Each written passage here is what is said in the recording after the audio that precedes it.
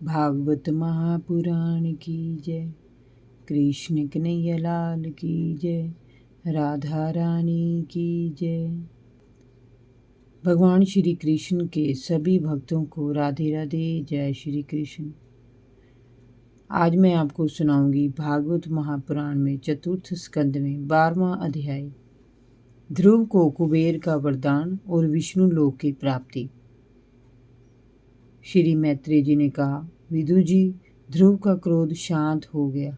वे यक्षों का प्रदेश छोड़कर कुबेर जी के यहाँ गए। उस समय यक्ष, चारण और किन्नर उनकी स्तुति कर रहे थे। उन्हें देखकर ध्रुव हाथ जोड़कर खड़े हो गए और मन ही मन कुबेर जी की स्तुति करते हुए अपने कृत्य के लिए क्षमा याचना करने लगे। स्तुति समाप्त होने पर कुबेर जी ने ध्रुव की ओर दृष्टिपात करके कहा, हे शुद्ध हृदय क्षत्रिय कुमार, तुमने अपने पितामह के उपदेश से यक्षों के प्रति अपने वैर भाव को त्याग दिया है।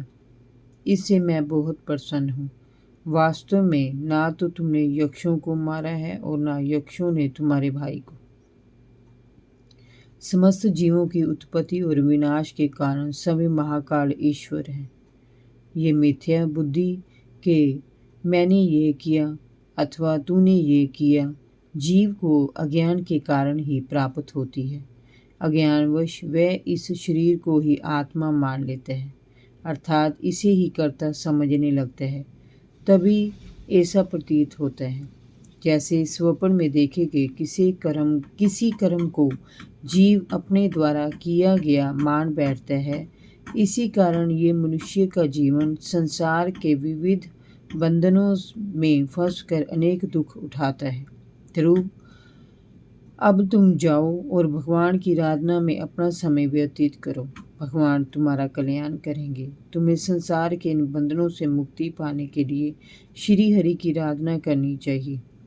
श्री हरि में तुम्हारा ध्यान हर समय रहता है, ये मैं जानता हूँ, किंतु इस समय तुम श्री हरि के चरण कमलों को भूले हुए हो। जाओ, उनका स्मरण करो। निर्संदेह तुम हरि भक्त हो। तुम्हें जिस वर की कामना हो वह मुझसे मांग लो। विदुर जी, जब यक्षराज कुबेर ने ध्रुव से इस प्रकार वर मांगने के लिए कहा तो ध्रुव ने उनसे श्री हरि की खंड स्मृति बनी रहने का वरदान मांगा। श्री कुबेर जी ने ध्रुव को आशीर्वाद दिया और वे अंतर ध्यान हो गए। ध्रुव जी भी अपनी राजधानी लौट गए। वहां रहते हुए ध्रुव ने बड़ी बड़ी दक्षिणा वाले यज्ञों से भगवान यज्ञपुरे श्री हरि विष्णु की आराधना की। उनकी कृपा के प्रभाव से ध्रुव सभी प्राणियों में उनकी ही छवि देखने लगे। उनकी प्रजा भी अपने राजा का बड़ा आदर और सम्मान करती थी। इस प्रकार ध्रुव ने संसारिक भोगों का त्याग करके न्यायपूर्वक 36,000 वर्ष तक पृथ्वी पर शासन किया। अंत में उन्होंने अपने पुत्र उत्कल को राज सिंहासन का उत्तरदायित्व सौंप दिया और समस्त भौतिक बंधनों को स्वप्नवत समझकर वे बद्री का आश्रम चले गए। वहां उन्होंने पवित्र जल में स्नान कर अपनी समस्त इंद्रियों को शांत किया और मन को वश में कर लिया। फिर उन्होंने प्राणायाम द्वारा वायु को वश में किया। उन्होंने अपने मन को परमात्मा के विराट रूप में स्थिर कर दिया। उसी विराट रूप का ध्यान करते हुए वे शून्य निर्विकल्प समाधि में लीन हो गए। उस अवस्था में विराट रूप का भी उन्होंने परित्याग कर दिया। इस प्रकार श्री हरि का निरंतर चिंतन करने से उनकी आंखों से अविरल आनंद के अश्रु बहने लगे। देहानुभूति न रहने से मैं ध्रुव हूँ की स्मृति भी लोप हो गई।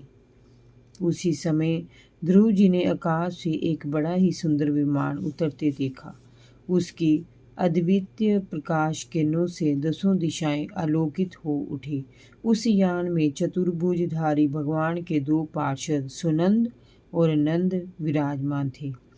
यान को धरती पर स्थिर करके दोनों पार्षद ध्रुव के पास आए और बोले, राजन, आपका कल्याण हो। ध्यान पूर्वक हमारी बात सुनिए। आपने 5 वर्ष की अवस्था में ही अपनी तपस्या के बल पर सर्वेश्वर भगवान को प्रसन्न कर लिया था। हम उन्हीं भगवान श्री हरि विष्णु के सेवक हैं। हम आपको वैकुंठ ले जाने के वास्ते यहाँ आए हैं। आपने अपनी भक्ति से सदैव विष्णु लोक में जाने का अधिकार प्राप्त कर लिया है। सप्त ऋषि भी उस लोक तक नहीं पहुँच सके। वे नीचे से ही उसे देखते रहते हैं, क्योंकि वहाँ पहुँचना अत्यंत कठिन है। सूर्य, चंद्र, नक्षत्र और नारायण भी निरंतर उस लोक के चक्कर लगाते रहते हैं। चलिए, अब आप उसी विष्णु धाम में निवास कीजिए। भगवान विष्णु का वह परम धाम सारे संसार में वंदनीय है। आप वहाँ चलकर विराजमान हो। ये श्रेष्ठ विमान श्री हरि ने आपके लिए ही भेजा है। श्री मैत्रेय जी ने कहा, विदुर जी, इस प्रकार भगवान के पार्षदों के मुख से अमृत में वचन सुनकर ध्रुव जी ने स्नान करके बद्रिका आश्रम में रह रहे सभी ऋषि मुनियों को प्रणाम कर विदा ली और विमान की प्रदक्षिणा करके जैसे ही वे विमान की ओर बढ़े, वैसे ही मृत्यु रूपी काल उनके सामने आ खड़ा हुआ और मुस्कुराने लगा। लेकिन ध्रुव ने किंचित भी भयभीत ना होकर मृत्यु के शीश पर अपना पैर रखकर विमान में प्रवेश किया।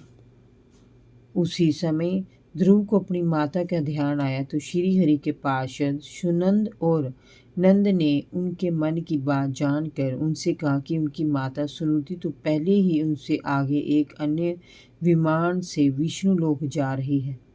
ध्रुव ने उन्हें जाते हुए देखा और अन्य बहुत से ऋषि मुनियों को दूसरे विमानों में चढ़कर विविध लोकों में जाते हुए देखा। ध्रुव ने सूर्य और चंद्र आदि ग्रहों को भी देखा। सप्त ऋषियों के भी दर्शन किए।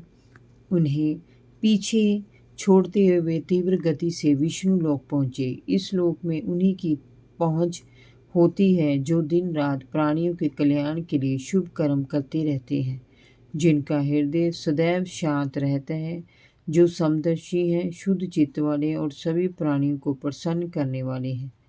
भगवान श्री हरि की भक्ति ही जिनका परम लक्ष्य है, वहां पहुंचकर उन्होंने श्री हरि के दर्शन किए।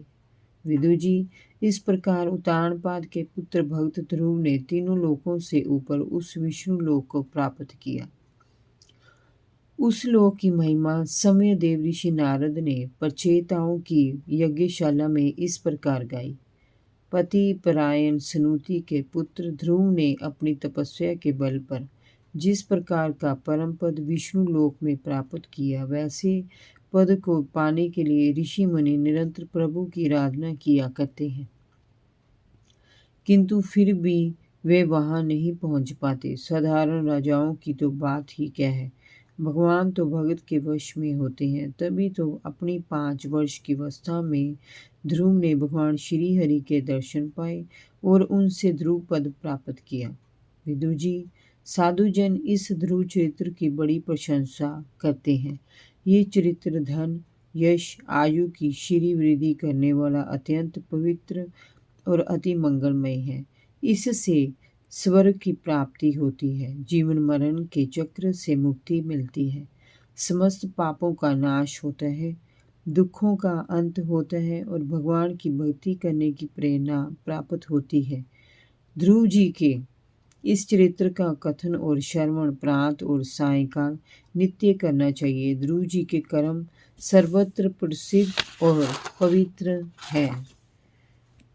जय जय श्री राधे। भागवत महापुराण की जय।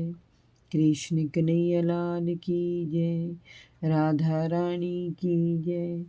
भगवान श्री कृष्ण के सभी भक्तों को राधे राधे। जय श्री कृष्ण।